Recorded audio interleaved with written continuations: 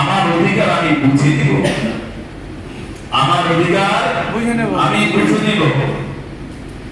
একটা অধিকার মানুষের ভোটের অধিকার, এটা ছিনিয়ে নিছে কেন?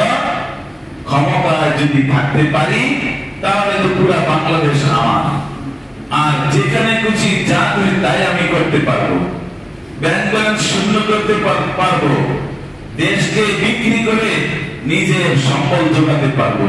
হয়েছে কি হয় না? অধিকার নষ্ট করছে। অধিকারের জন্য মানুষ দাঁড়াইছে, গুলি করে তাদেরকে হত্যা করা হয়েছে, খুন করা হয়েছে, শহীদ করা হয়েছে।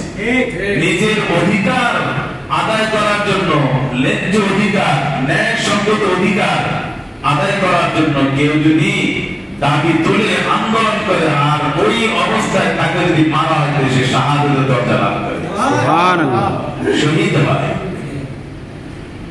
আমার অধিকার রক্ষা করা আমার জিম্মাদার।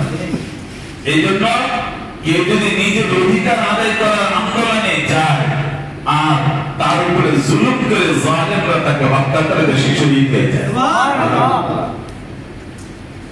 বুঝে আসছে?